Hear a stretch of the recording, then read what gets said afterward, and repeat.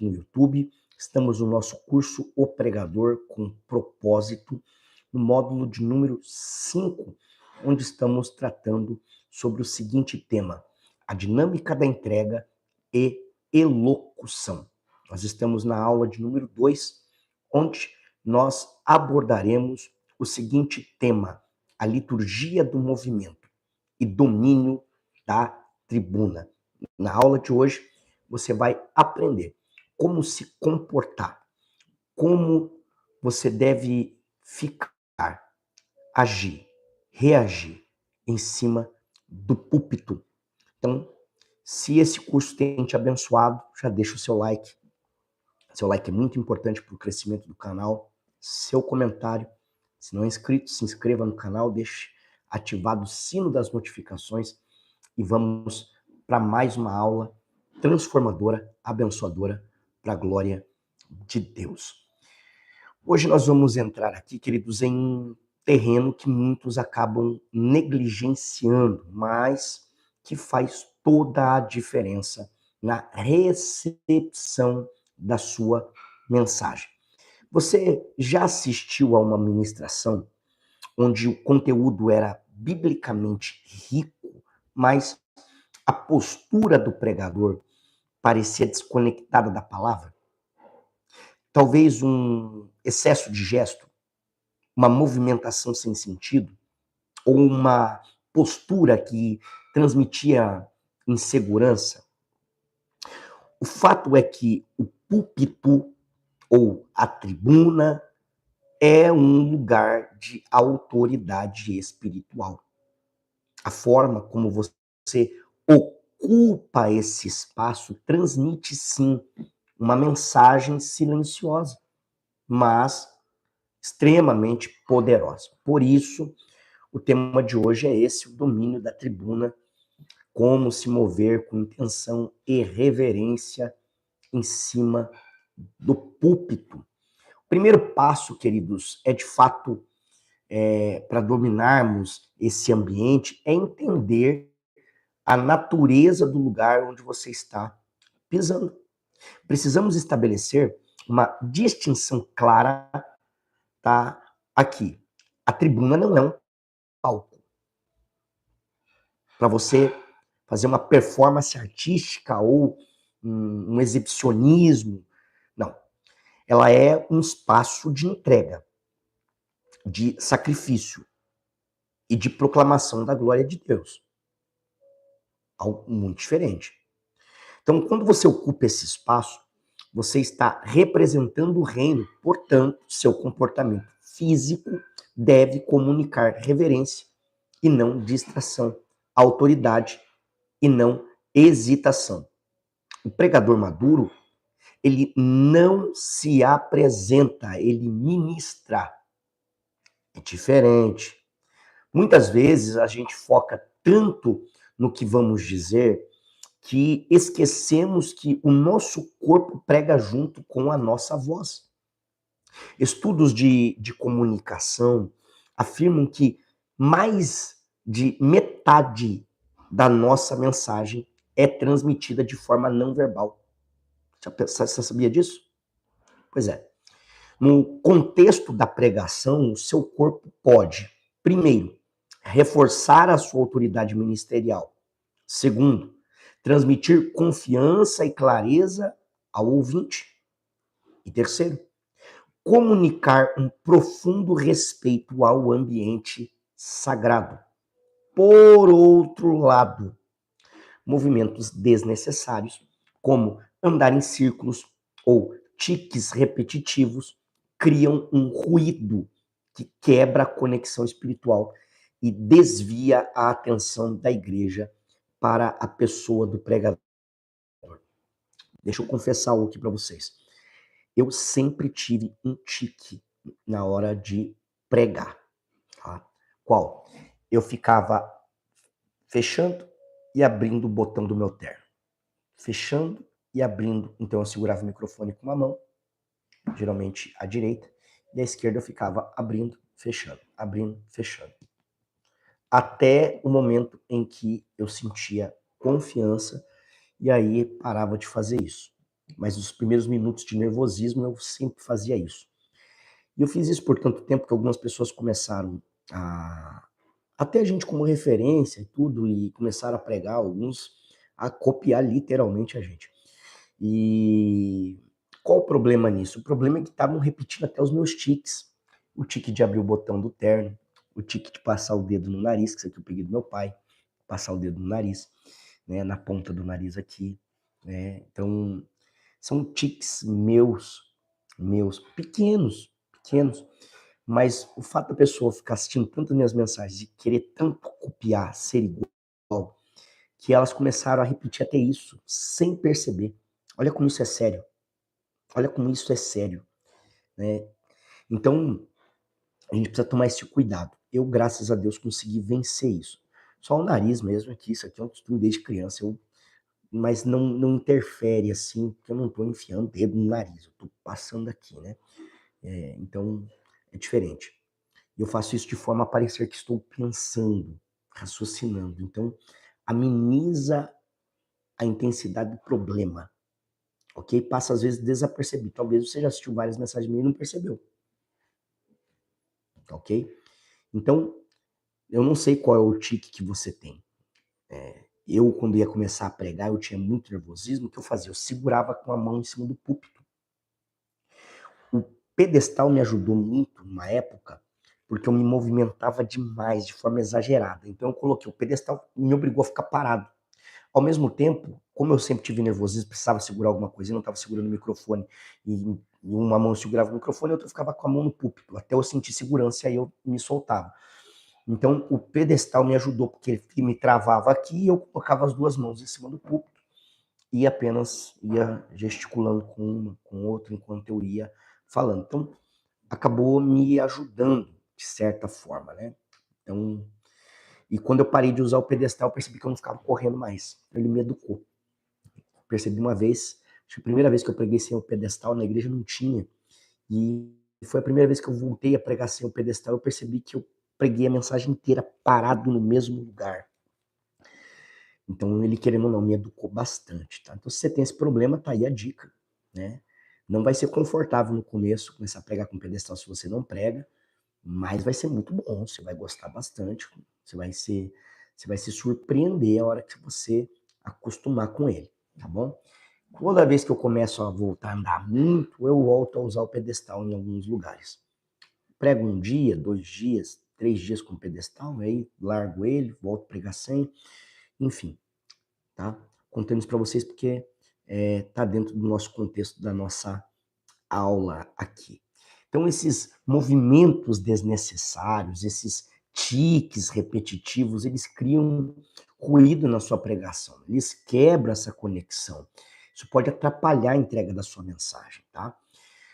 Aldir, mas então, como se movimentar de forma correta? Então, a palavra-chave aqui para isso é intencionalidade. Tem que ser intencional. Anote esses princípios aqui para sua próxima ministração, tá? Primeiro, tenha propósito em cada passo. Não ande apenas para queimar o nervosismo. Mova-se para reforçar uma ideia ou para se aproximar do povo em um momento de aplicação prática. Se você vai fazer um apelo, por exemplo, dê 2 passos para frente, pare, olhe nos olhos das pessoas e então fale. O movimento precede a importância da sua fala. Segundo lugar, gerencie o nervosismo físico. Evite mão no bolso. Gente, isso aqui é um erro grotesco. Grotesco. Vocês têm que saber disso. Mão no bolso nunca. Nunca. Braços cruzados por muito tempo. Movimentos pendulares. Você pode estar sentindo o peso da responsabilidade por dentro, mas o seu corpo deve projetar o domínio que o Espírito Santo te dá. Então, evita essas coisas, gente. Isso não pode acontecer, tá bom? Terceiro, o uso consciente da pausa física. Assim como na voz, o corpo também precisa de pausas. Então, Ficar imóvel, irmãos, ó, viu o tique aqui, ó? Ficar imóvel, irmão, em um momento de profundidade teológica, comunica uma firmeza que o povo consegue sentir. O povo vai olhar para você e vai dizer assim, ele domina o assunto, ele sabe o que ele está falando, ele estudou de fato, entendeu? Então, ao alinharmos aqui, queridos, a nossa postura, nós estamos, na verdade, prestando um culto de excelência. Tem que pensar nisso. Um pregador com um domínio da tribuna não chama atenção para si mesmo. Ele age como um sinalizador que aponta para Deus. Então, quando você mantém a coluna ereta, você olha com um olhar atento e os seus gestos eles são controlados, você ajuda o ouvinte a receber a palavra com a seriedade que ela exige. Olha só, deixa eu dizer uma coisa para vocês aqui, tá? Por muito tempo eu vi muita gente criticando as igrejas aí de parede preta e alguns das igrejas de parede preta nem sabiam por que a parede é preta, né?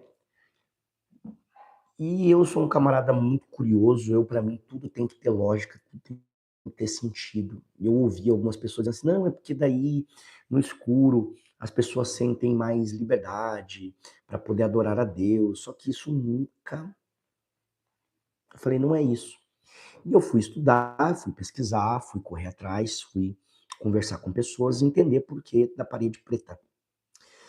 A parede preta, irmãos, nada mais é do que um meio de fazer com que o público foque exclusivamente em quem está no altar. Presta atenção no que eu vou te dizer. Você vai confirmar isso aí enquanto você me escuta. Com certeza você já esteve em algum culto. Vou dar o exemplo da nossa igreja. Vamos falar da nossa igreja, Assembleia de Deus. E no púlpito atrás do pregador tá cheio de obreiro e de pastor. Aí, o pregador está tentando pregar, tentando manter a atenção do público. É uma crítica construtiva, tá? Aí vem o irmão, traz um bolo de papel de informação para o pastor enquanto está sentado no púlpito. E a igreja está olhando o camarada indo levar a folhinha de informação para o pastor. Aí do lado tem um irmão, braço cruzado, com a cara fechada. Aí do outro lado tem o outro mexendo no celular. Aí no meio tem um que está tentando prestar atenção, dando glória. Do outro lado tem o outro que levantou já umas 3 vezes para ir no banheiro. Do outro lado tem o outro que está com um tique na perna e não para de mexer ela no púlpito. Aí em cima do púlpito tem um lustre. Aí do lado tem uma porta, que é um entra e sai naquela porta. Eu não sei se você está percebendo, mas tudo isso tira a atenção do público do pregador. Você prestou atenção nisso? Você viu tamanha dificuldade que o pregador tem só para conseguir fazer o povo manter a atenção nele? E ele precisa fazer isso nos primeiros minutos da mensagem dele, senão ele vai perder o público. Olha o tamanho da dificuldade, irmão. Por quê? Não seria um problema se as pessoas soubessem se comportar em cima do púlpito, principalmente quando alguém está ministrando a palavra. Mas isso não acontece. Aí quando você vê as pessoas criticando a igreja da parede preta, sem entender o porquê que a parede é preta, porque não tem ninguém atrás do pregador passando, andando, se mexendo, cutucando o nariz, né, abrindo a boca de sono, dormindo no púlpito, conversando com o outro, mexendo no celular, que tudo isso tira atenção. Para você ter uma ideia, tem uma igreja aqui em Curitiba. Eles já fizeram até um sistema que eles colocaram no chão da igreja deles, um sistema que faz o chão tremer. Isso é um estudo que foi feito e eles, nesse estudo, chegaram à conclusão de que esses efeitos do chão que treme faz com que as pessoas mantenham por maior tempo a sua concentração no que está acontecendo, conecta ela com o ambiente. Olha o quanto algumas pessoas estão à frente no pensamento para conseguir fazer com que haja uma melhora na entrega e com quem está ministrando. Então, gente, sempre antes de fazer qualquer crítica, sair falando qualquer coisa. Ah, mas as igrejas de comunidade têm as células. A igreja começou crescendo em culto de casa em casa. Só lê o livro de Atos. Só mudaram a nomenclatura, colocaram como célula. É a mesma coisa. A minha única crítica com relação a isso é que, no anseio de abrir muitas células para crescer muito rápido, é colocada muita gente despreparada para liderar essas células. Só isso, gente. Tá? Vamos devagar. Eu prego em tudo que é ministério. Então, todas as igrejas tem muita coisa que é boa, tem muita coisa que é ruim. Por exemplo, a Assembleia de Deus se destaca pela qualidade dos seus pregadores, do estudo, da mensagem, do conhecimento, comparado com essas igrejas, com essas comunidades. Mas essas comunidades têm muitas coisas que eles estão 1000 anos na nossa frente. Então, gente, eu acho que tudo tem que dosar. Pô, isso aqui é bom, isso aqui não é, isso aqui é legal, isso aqui não é. Mas, enfim, tudo isso eu estou dizendo para você entender como que o ambiente pode atrapalhar ou ajudar na sua pregação, ok? Então, vamos lá. Para ficar bem claro aqui, imagine duas cenas, tá? De um lado, um pregador falando sobre arrependimento, enquanto caminha, agitado, olhando para o chão. Do outro, um pregador que estabelece um contato visual direto com a igreja, mantém a postura firme e diz pausadamente: é tempo de se voltar para Deus. A segunda cena carrega o peso da eternidade, enquanto a primeira carrega apenas a ansiedade humana, gente. Então vamos lá. Como tarefa desta aula, eu quero que você faça um autoexame antes da sua próxima pregação. Treine sua entrada e sua postura. Posicione, se possível, se possível, tá? Grave um vídeo de 3 minutos e observe isso. Minha postura comunica autoridade ou desleixo? Meus gestos ajudam a explicar o texto ou apenas trazem distração? Eu consigo sustentar o olhar para as pessoas enquanto falo verdades profundas? Lembre-se, o altar é o lugar da manifestação divina e você é um instrumento completo. Voz, coração e corpo. Quando você domina esse espaço com reverência, o ambiente muda. Amém?